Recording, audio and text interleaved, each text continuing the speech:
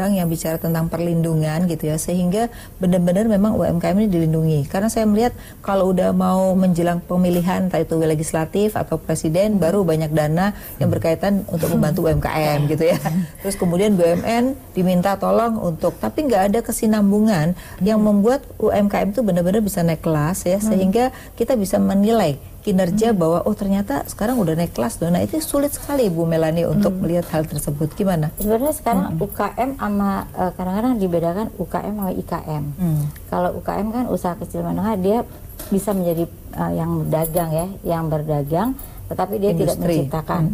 Tapi kalau IKM tuh kita istilahnya jadi kita bagi dua ya. Industri. IKM itu industri kecil menengah. Jadi dia IKM itu industri kecil menengah. Jadi dia memproduksi.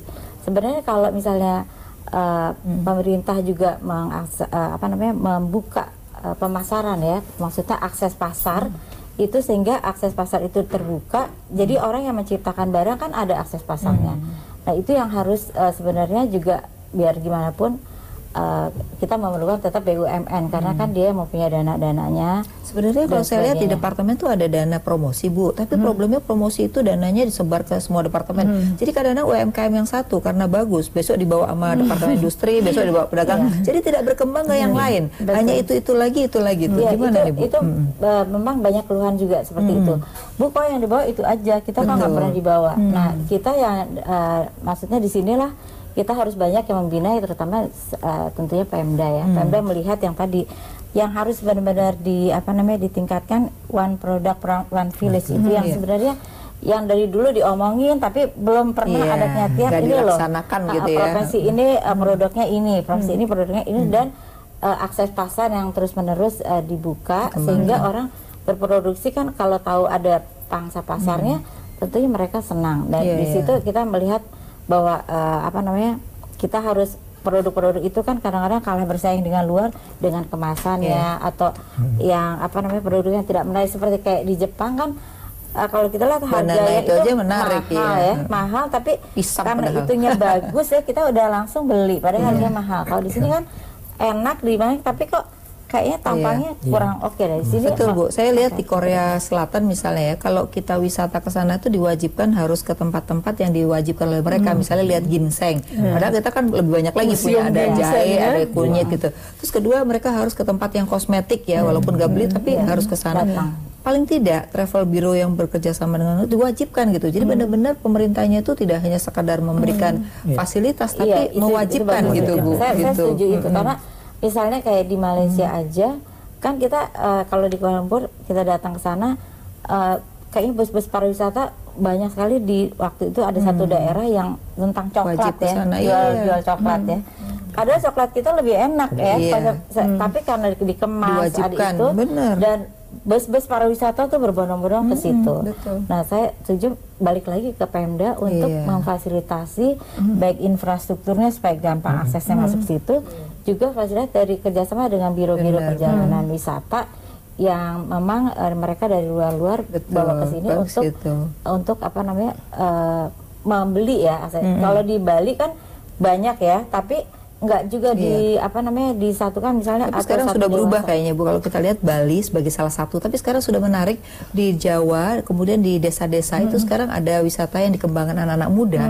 Itu ternyata karena orang Indonesia lagi suka selfie Bu, jadi sekarang ternyata itu berkembang cukup pesat dan sekarang banyak pesawat mulai ke daerah-daerah terpencil kan. Ini sebenarnya bisa dikembangkan untuk UMKM. Ya ini juga kita bagus kerjasama juga dengan penerbangan ya, dengan misalnya Garuda, dengan misalnya anak-anak perusahaannya atau dengan penerbangan swasta yang kita wajibkan juga gitu, karena kan dia yang bisa pesawat kecil yang bisa mendarat kemana ke tempat-tempat kecil. Ya Mas Heri, yang apa dikatakan Bu Melanie itu sekarang kita lihat memang UMKM yang paling gampang dikembangkan itu adalah wisata sebenarnya. Karena misalnya ada di daerah Banyuwangi yang saya lihat itu mereka membatasi pendirian hotel supaya masyarakat itu rumahnya bisa disewakan untuk untuk guest house ya. Kemudian pemerintahnya membantu untuk kamar mandinya dibangun oleh pemerintah supaya memenuhi standar wisatawan lah begitu ya.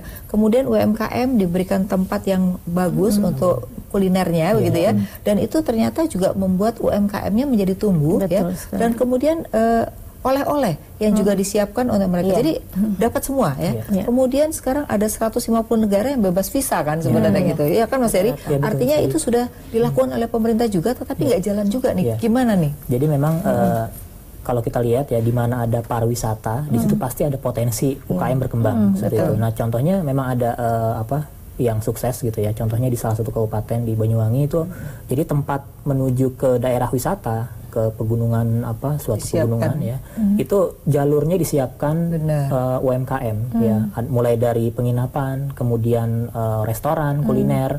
Jadi kita mau nggak mau sebagai wisatawan pasti mampir ke situ. Nah, itulah strategi ya, dibutuhkan kalau sekarang ini kepala daerahnya ya, kalau gitu ya, harus bisa berkreatif ya, inovatif ya, bagaimana cara menangkap peluang pasar itu, karena potensi pariwisata kita ini sangat besar sekali, maka disitulah juga ada potensi UMKM sebenarnya. Ini menarik sekali tentang pariwisata ya.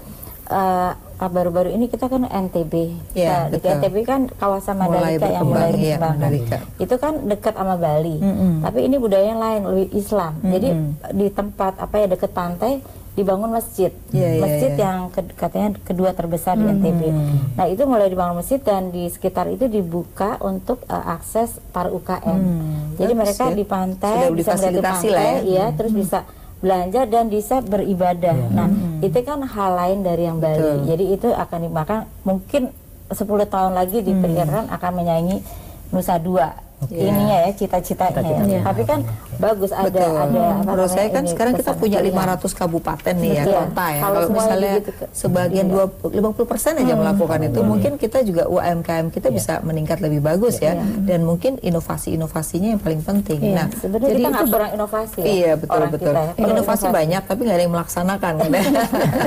Benar nggak Mbak Rida? Kalau kita lihat banyak universitas menghasilkan sesuatu tapi nggak ada yang mau menjalankan, karena itu sebenarnya bisa berkolaborasi antara perusahaan dengan UMKM kan sebenarnya, tapi kurang gitu. Jadi ini pas sekali nih Mbak, kita di Kadin Indonesia bidang UMKM yang WKU-nya Muhammad Lutfi, kebetulan karena dia juga mantan menteri, juga aktivis. Insya Allah tanggal 11 sampai 13 April kita ada raker di Makassar khusus untuk membicarakan itu UKM Indonesia Timur, membicarakan tentang akses pasar, karena kita melihat akses pasar itulah yang bisa menjadi pembuka jalan di sisi produksi, bisa menjadi pembuka jalan akses terhadap pembiayaan, akses terhadap SDM yang berkualitas dan sebagainya. Karena kalau kita melihat dari contoh yang pariwisata, ini di setiap daerah ini punya potensi. Tetapi kalau pemerintah tidak memberikan itu sebagai ruang pasar bagi UMKM, maka itu tidak ada manfaat. Karena yang ada pemain-pemain besar yang masuk dan itu selesai. Karena itu sebentar lagi kan 171 daerah akan pemilihan kan. Nah, ini harus mencari pemimpin yang bisa memberdayakan. Kita melihat daerah-daerah yang berhasil itu semua karena bupatinya, karena wali kotanya. Jadi harus ada leadership yang kuat, leadership yang kuat yang memang punya jiwa entrepreneurship yang kuat, yang bisa melihat ini loh potensi daerah kita, ini loh kondisi UMKM kita, gimana mau menyatukan mereka, kita mau menuju kemana. Nah ini betul sekali. Ini Melani, gimana nih kalau gini kan sebentar lagi 171 daerah nih, gimana supaya rakyatnya bisa memilih dan pro pada UMKM. Jadi harusnya sekarang nanti kalau lagi ada debat ya, debat harus dilihat atau ketika mereka kampanye ditanya ini, jangan cuma ditanya ini gimana mau mengembangkan wilayahnya masing-masing. Dan di sini juga sangat tepat ya untuk tahun ini, mungkin karena mau memberikan apa yang terbaik untuk daerahnya. 171 daerah tuh dan di Jawa kebanyakan kan. Dan juga misalnya sekarang kan kalau batik udah jadi warisan budaya.